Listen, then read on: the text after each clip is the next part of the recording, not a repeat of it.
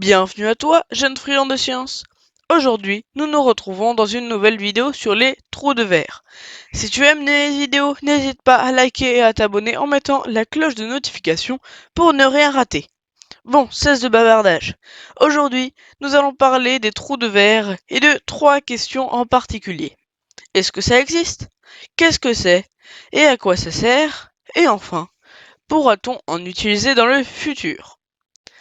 Selon la fameuse relativité générale d'Einstein, l'univers serait un espace à 4 dimensions dans lequel évoluent les astres et dans lequel la masse et l'énergie la déforment. L'espace-temps. Plus l'astre possède une grosse masse, plus il va déformer l'espace-temps. Nous-mêmes déformons l'espace-temps. Mais vu notre masse, nous créons une gravité très faible et donc une déformation spatio-temporelle très faible. Si vous avez visionné ma dernière vidéo sur les trous noirs, vous savez sûrement que les trous noirs possèdent une singularité. C'est là où se trouve toute sa masse. Et vous devez aussi savoir qu'un trou noir possède une masse gigantesque et donc une gravité énorme. C'est ce qui fait qu'il est noir. Aucun rayonnement ne peut s'en échapper, même pas la lumière. Sachant que, comme je viens de le dire, plus la masse est grande, plus l'espace-temps va être déformé, et vu que les trous noirs ont une masse presque infinie, le trou noir fait un trou dans l'espace-temps.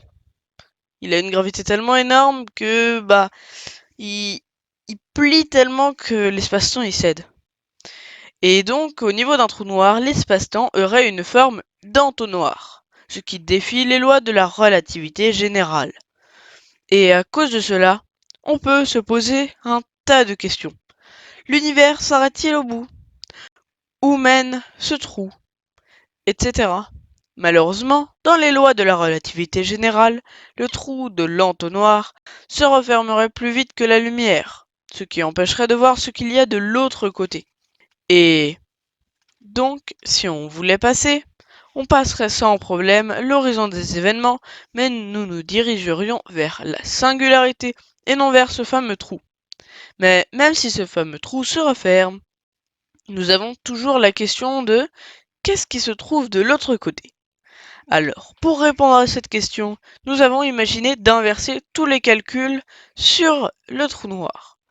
Cela a donc formé le trou blanc. Ce serait exactement l'inverse d'un trou noir. Au lieu de tout aspirer, il éjecterait tout. Même la lumière ne pourrait y entrer. Et donc, nous avons pris ce trou blanc pour le coller sous le trou noir au niveau de leur bout. Cette forme serait plausible et acceptable par la relativité générale. Ceci aurait une forme de tube et non d'un entonnoir. Et ce fameux tube qui relie les opposés serait le trou de verre, le fameux. Cela voudrait dire qu'il relie deux espaces-temps, peut-être deux univers, ou deux points éloignés dans le nôtre, ce qui formerait un raccourci géométrique entre les deux régions et donc permettrait de voyager beaucoup plus rapidement d'un point A à un point B. Nous pouvons donc imaginer que dans le futur, des vaisseaux seraient capables de traverser ces couloirs dans l'espace-temps et donc pouvoir voyager loin et vite. Malheureusement, ce pont d'Einstein-Rosen ne peut être traversé car, comme nous l'avons vu plus tôt, les couloirs se fermeraient en bloquant les voyageurs. Heureusement pour notre imagination, il y a d'autres possibilités de trous de verre acceptables par les lois mathématiques et physiques dans lesquelles nous pourrions passer. D'abord, si le trou noir possède une charge électrique, la singularité ne serait pas un point, mais un cercle, que nous pourrions donc traverser, mais ce trou de verre ne serait traversable seulement dans un sens, ce qui pose problème. Mais heureusement, les physiciens ont imaginé d'autres types de trous de verre propices au voyage, dans lesquels nous pourrions passer dans les deux sens. Par exemple, il y a le trou de verre de Maurice Thorne, qui est intéressant car il ne possède ni horizon des événements, ce qui rendrait le trou de verre en sens unique, ni singularité. Il est stable et ne se referme pas, et grâce à cette géométrie, nous pourrions voir à travers le trou de verre et donc voir où nous arriverions. Mais il possède un inconvénient. Il nécessite d'être stabilisé avec un cercle de charge négative autour de lui. Mais malheureusement, Dans le cadre de la relativité générale d'Einstein, une telle énergie négative n'est pas possible. Je suis désolé pour les rêveurs, mais ce n'est pas pour tout de suite les voyages spatio-temporels. Sinon, j'espère que cette vidéo t'a plu.